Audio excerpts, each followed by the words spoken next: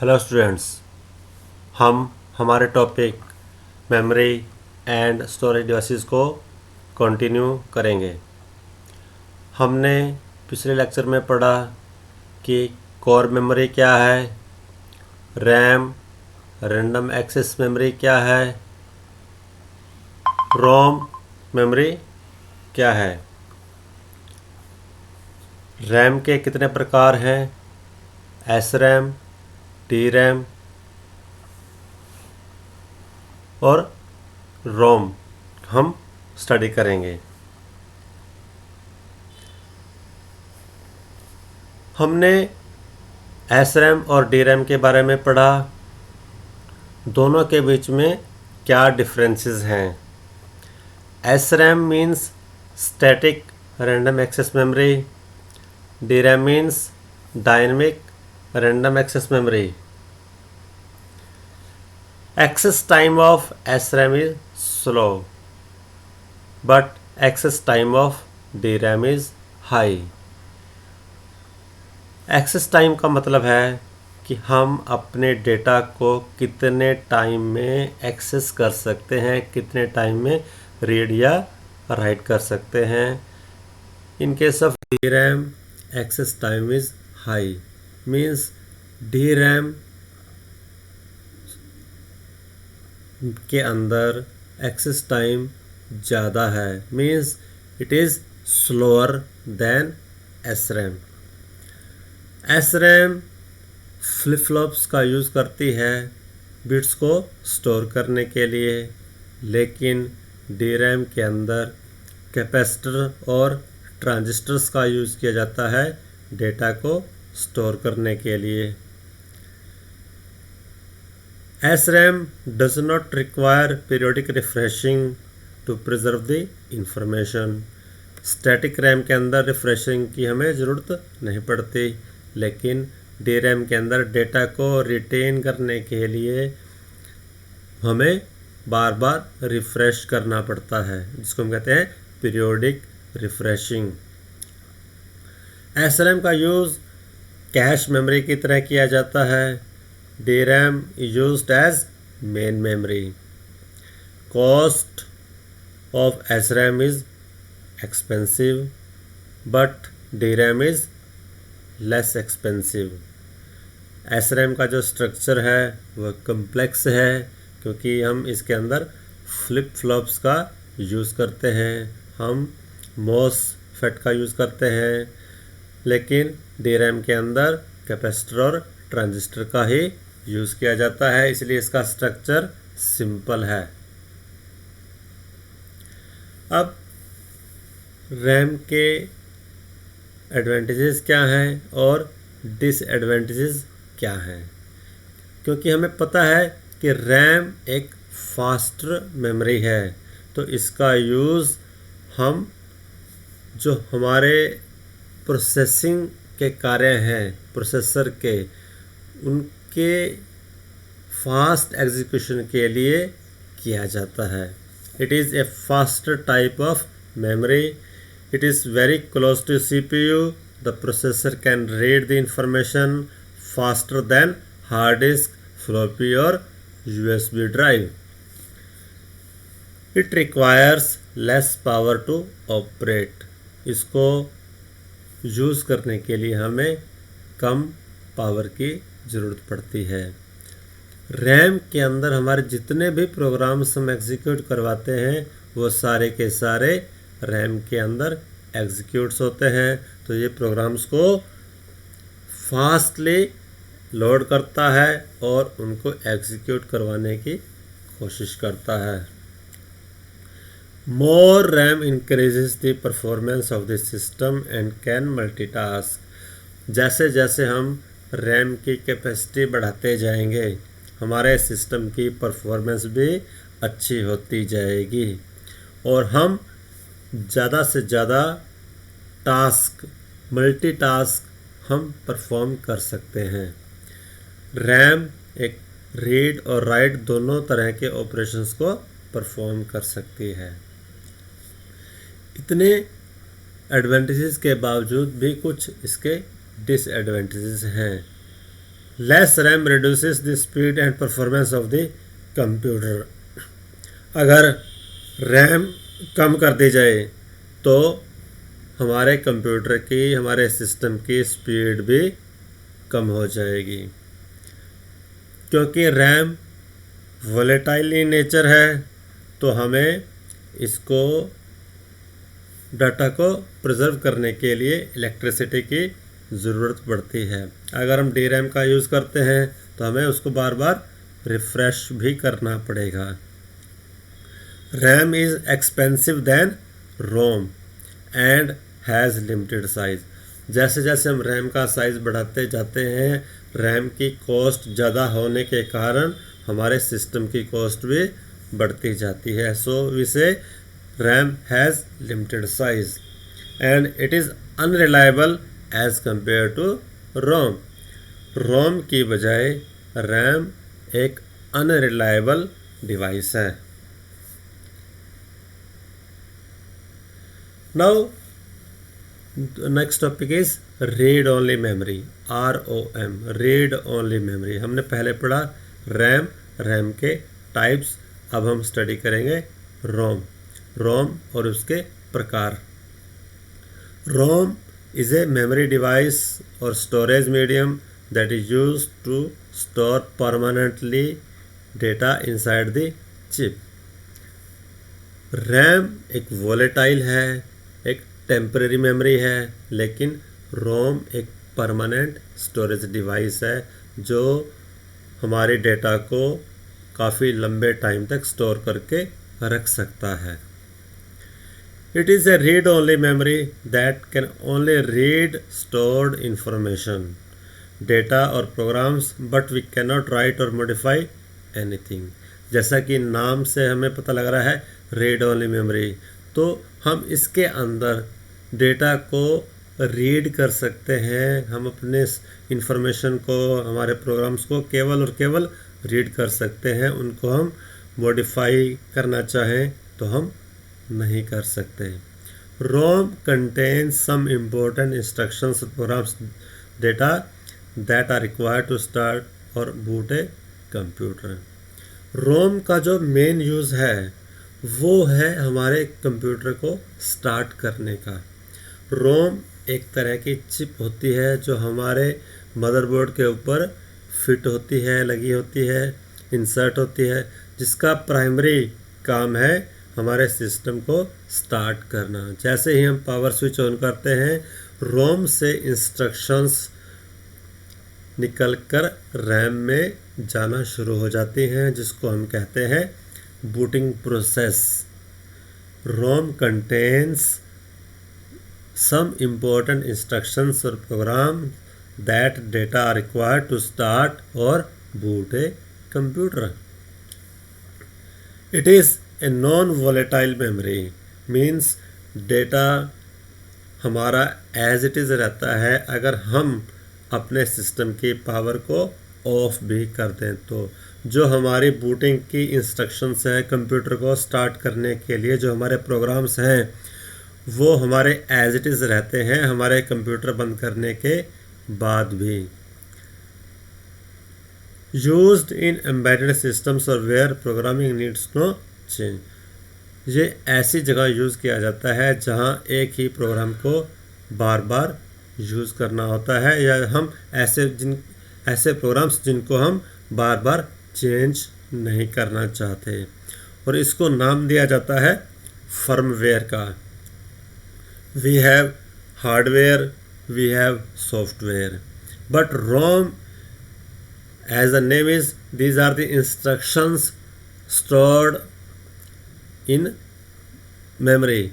These are the some instructions, some programs. So we say it is a combination of hardware and software. So the name given is firmware. इसका जो use है वो ज़्यादातर calculators या peripheral devices में किया जाता है, ऐसी जगह जहाँ प्रोग्राम्स को हमें बार बार चेंज करने की ज़रूरत नहीं पड़ती। रोम के प्रकार। रोम डिफरेंट टाइप्स में हमें मिलता है। एम रोम, पी रोम, EPROM, EEPROM। हम मेनली 4 प्रकार में इसको डिवाइड करते हैं। पहला है हमारे पास MROM, masked read only memory. MROM is the oldest type of ROM whose program or data is pre-configured by the integrated circuit manufacturer at the time of manufacturing। MROM masked ROM वो प्रकार है जिसको जो उसका निर्माता है उसी निर्माण के टाइम ही उसको कॉन्फ़िगर किया जाता है। प्रोग्राम जो हमें लिखना है वो वहाँ पर लिखा जाता है। Therefore, a program or instruction stored within the MROM chip cannot be changed by the user। बाद में यूज़र उस प्रोग्राम को या उन इंस्ट्रक्शंस को चेंज नहीं कर सकता, उसको हम कहते हैं MROM। दूसरा टाइप है PROM, programmable read only memory. It is a type of digital read only memory in which user can write any type of information or program only once। केवल और केवल एक बार यूज़र जो प्रोग्राम मैन्युफैक्चरर ने लिखा है, instructions feed की हैं, उनको यूज़र एक बार चेंज कर सकता है।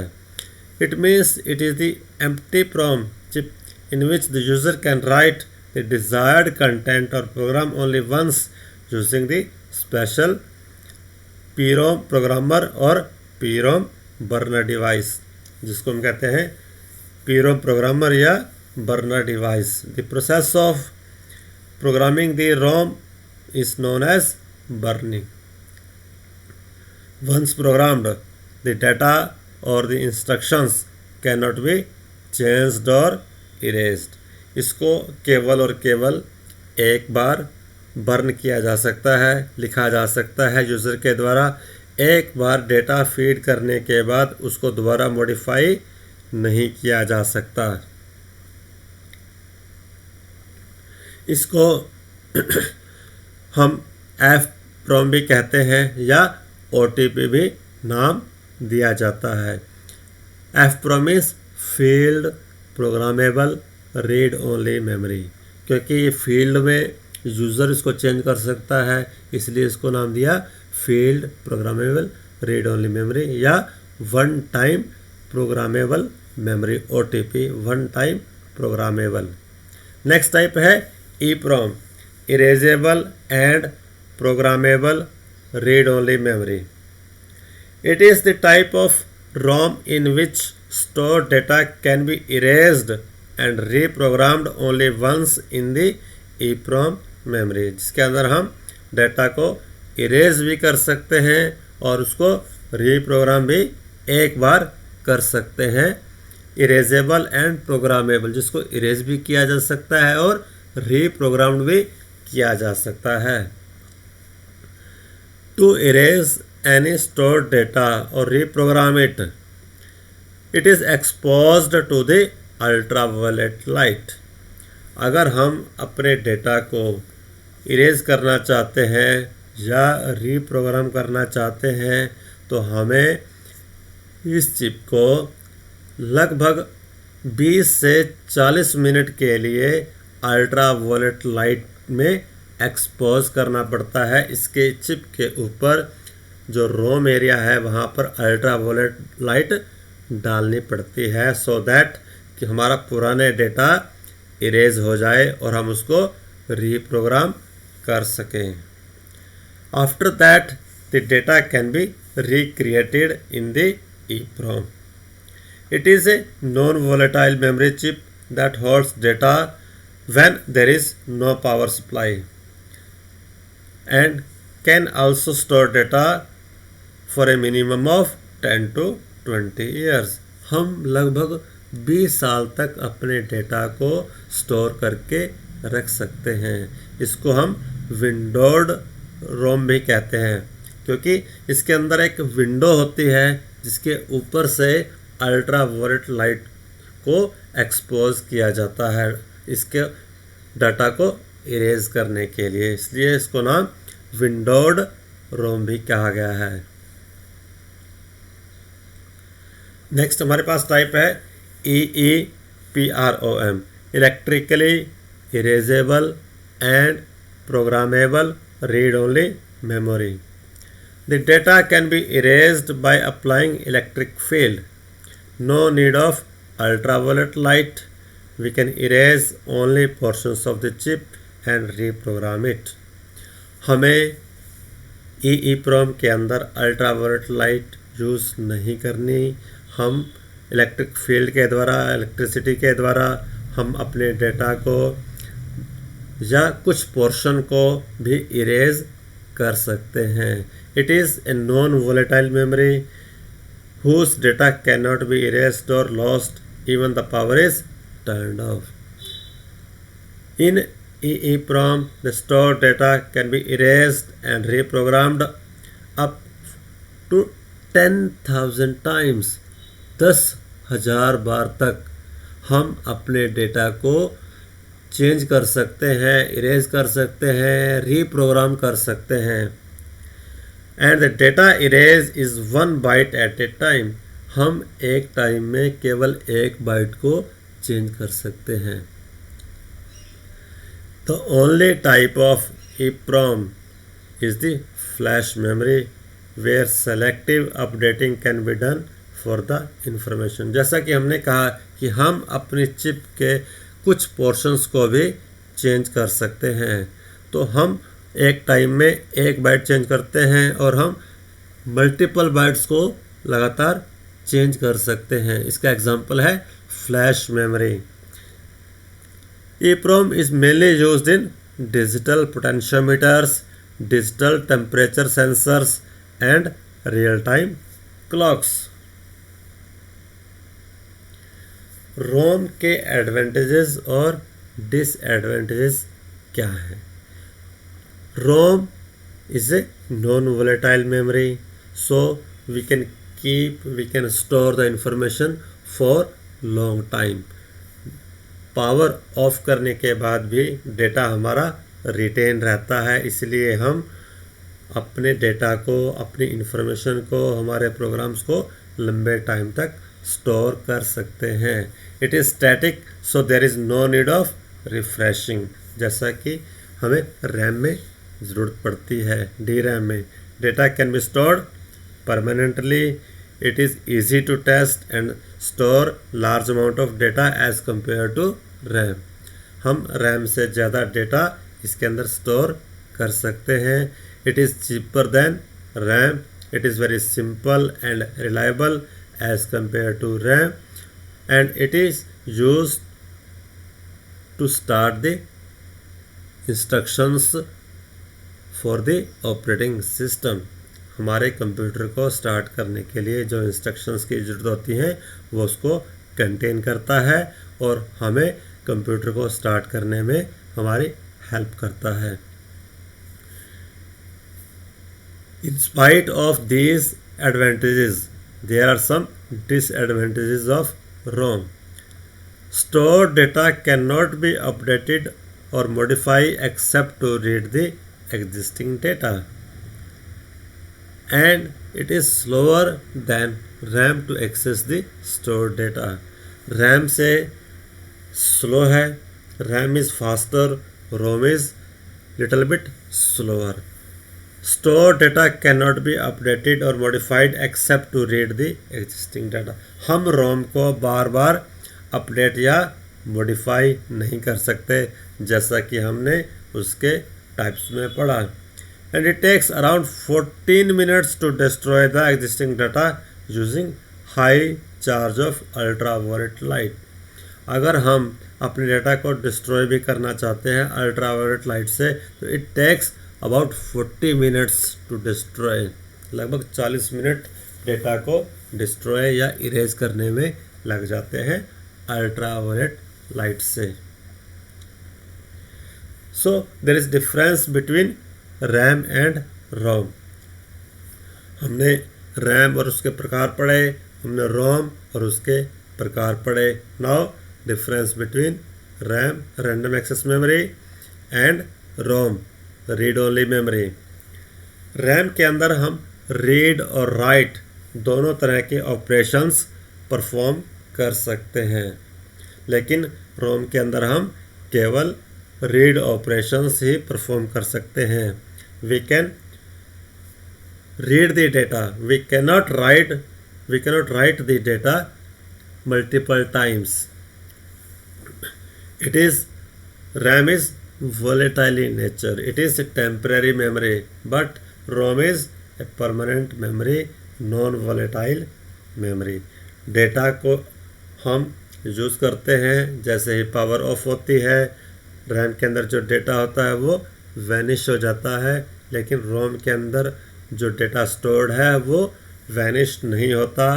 It is non-volatile, or we can say it is a permanent memory.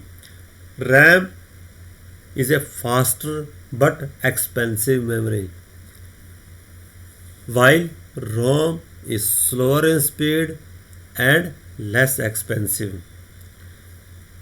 RAM fast है लेकिन महंगी है, रोम स्लो है लेकिन सस्ती है। रैम के अंदर हमें डेटा को स्टोर करने के लिए बार बार रिफ्रेशिंग की ज़रूरत पड़ती है, लेकिन रोम के अंदर ऐसा नहीं करना पड़ता। There is no need to refresh the data. The size of the chip is bigger than the ROM chip to store the data, but in case of ROM the size of the chip is smaller than the RAM chip to store the same amount of data. Packaging density हमारी ROM की ज़्यादा है। Types of RAM are D RAM and S RAM. Type of ROM is M ROM, mask ROM, programmable ROM, erasable programmable ROM, electrically erasable and programmable ROM. So this is all about RAM and ROM. Now the new type of memory we have is cache memory. Cache memory हमारे पास एक तरह की वो memory है जो हमारे processor के सबसे नज़दीक होती है। कैश मेमोरी के बाद हमारी जो मेमोरी आती है वह है RAM. So cache memory plays a very important role in the performance of the computer. Cache memory is also known as CPU memory. हम इसको CPU memory भी कहते हैं क्योंकि हमारे प्रोसेसर के CPU के सबसे नज़दीक कैश मेमोरी है, इसलिए इसको हम CPU मेमोरी का नाम भी देते हैं। ये एक स्मॉल चिप IC की बेस की फॉर्म में होती है जो हमारे प्रोसेसर के साथ लगी होती है। It is A small sized chip based computer memory that lies between the CPU and the main memory. Cash appears together on the same chip as the computer's microprocessor, with the chip area being too small. Thus the cache size is just a fraction of the main memory being comparatively small. इसकी जो chip है cash memory की वो हमारे processor और main memory के बीच में लगी होती है, लेकिन कैश मेमोरी को अगर हम कंपेयर करें हमारी मेन मेमोरी से, रैम से या रोम से, तो इसका साइज़ बहुत कम होता है। Access time is very less as 1 clock cycle, whereas the main memory access requires several clock cycles. अगर हम रैम या रोम से कंपेयर करें तो कैश मेमोरी बहुत फास्टर काम करती है। It is faster, higher performance and temporary memory to enhance the performance of the CPU। Cache memory fast है, फास्ट होने के कारण हमारी सिस्टम की परफॉर्मेंस भी अच्छी है, लेकिन कैश मेमोरी एक टेम्परेरी मेमोरी है जो हमारे सिस्टम की स्पीड को बूस्ट करने का काम करती है, यूँ कहें कि उसकी परफॉर्मेंस को इंक्रीज करने का काम करती है। It stores all the data and instructions that are often used by the CPUs. CPUs को जो इंस्ट्रक्शंस या जो डेटा चाहिए होता है वो सबसे पहले कैश मेमोरी के अंदर सर्च किया जाता है। अगर डेटा कैश में अवेलेबल नहीं होता तो वो डेटा रैम से कैश तक लाया जाता है, या कैश अगर फुल है तो हमारा प्रोसेसर डायरेक्ट रैम से संपर्क कर सकता है। But in most of the cases data और instructions are always fetched from the cache memory. हमारा प्रोसेसर यही कोशिश करता है कि डेटा या इंस्ट्रक्शंस या प्रोग्राम्स जो उसको ज़रूरत है वो सारी की सारी उसको कैश से मिल जाए। It also reduces the access time of the data from the main memory. It is faster than the main memory, जैसा कि हमने डिस्कस किया। See this is the CPU. Here we have primary memory, here we have secondary memory. इन दोनों के बीच में हमारे पास क्या है? Cache memory. प्रोसेसर को जब डेटा की ज़रूरत पड़ती है तो वो हमारे पास कैश से उसको डिमांड करता है। अगर कैश में डेटा अवेलेबल नहीं है तो वो प्राइमरी मेमोरी से कैश तक जाता है, कैश से सीपीयू में। हमारे पास जैसे रैम के डिफरेंट टाइप्स हैं, रोम के डिफरेंट टाइप्स हैं, उसी तरीके से डिफरेंट लेवल्स हैं या टाइप्स हैं कैश के। पहला जो टाइप है हमारा कैश का वह L1 टाइप। L1 टाइप को हम प्राइमरी कैश भी कहते हैं, या इंटरनल कैश या ऑनबोर्ड कैश भी कहा जाता है। इसको इसलिए कहा जाता है क्योंकि ये सीपीयू के साथ इनबिल्ट है। It is built with the help of CPU. CPU की चिप के साथ ही इसको इनबिल्ट किया गया है, इसलिए इसको नाम दिया गया इंटरनल या प्राइमरी कैश। इसकी स्पीड सबसे ज़्यादा है। कैश की टाइप्स में सबसे ज़्यादा स्पीड L1 कैश की है, but the size of L1 cash is 8 KB to 128 KB, लेकिन इसका साइज़ बहुत कम है, 8 KB से 128 KB। जो हमारा दूसरा टाइप है वह है L2 कैश। इसको हम एक्सटर्नल या सेकेंडरी कैश का नाम भी देते हैं। It is built into A separate chip in A motherboard, not built into the CPU like L1 cash. L2 cash एक अलग चिप में आती है, ये हमारे मदरबोर्ड पे लगी होती है, लेकिन L1 कैश की तरह ये सीपीयू का पार्ट नहीं है। इसका साइज़ 128 KB से लेकर 1 MB तक हो सकता है। तीसरी टाइप है L3 कैश, जिसको भी हम एक्सटर्नल या सेकेंडरी कैश भी कहते हैं। L3 cache are generally used with high performance and capacity of the computer. It is built into motherboard. L2 cache की तरह इसको भी अलग चिप में मदरबोर्ड पर सेट किया जाता है। It is slower than L2. L2 is slower than L1, and maximum size of this L3 cache can be 8 MB. So this is about cache. Cash के अंदर हमारे पास अब हमने पीछे पढ़ा कि डेटा अगर प्रोसेसर को जो चाहिए वो कैश में सर्च किया जाता है, कैश में सर्च नहीं होता तो वो डेटा रैम में सर्च किया जाता है, रैम से उसको कैश तक लाया जाता है। इस कंसेप्ट को कहा जाता है cache hit and cache miss. When main memory address needs to be addressed by the processor for read write operations, we go to the cache memory first and search for the copy of the location. If we find it, it is cache hit and the processor can continue with the operation immediately. जैसा कि हमने पीछे कहा कि जब किसी भी programme की, किसी भी इंस्ट्रक्शन की ज़रूरत पड़ती है, सबसे पहले उसको कैश के अंदर सर्च किया जाता है.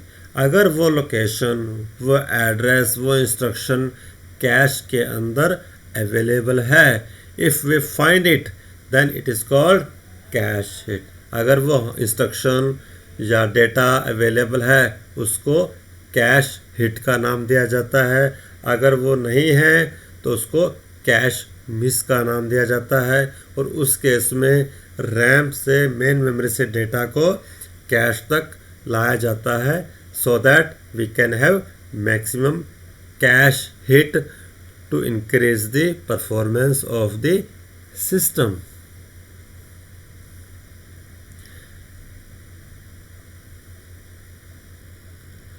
Advantages and disadvantages of cache. Cache memory के एडवांटेजेस क्या हैं? Cache memory is faster as compare to the main memory. Cache को अगर हम कंपेयर करें मेन मेमोरी से या रैम से तो ये उनसे ज़्यादा फास्टली वर्क करती है. And it stores all data and instructions that are repeatedly used by the CPU to improve the performance of the computer. सबसे पहले डेटा या इंस्ट्रक्शंस जो CPU को ज़रूरत होती है वो सबसे पहले कैश में सर्च की जाती हैं, इसलिए डेटा को सबसे पहले कैश तक पहुंचाया जाता है. The access time of data is less than the main memory, but there are some disadvantages of the cache memory. These are: it is very costly as compared to main memory and the secondary memory. जैसे जैसे हम अपने system की performance को increase करना चाहते हैं cache memory से, तो कैश मेमोरी बहुत ही कॉस्टली मेमोरी है.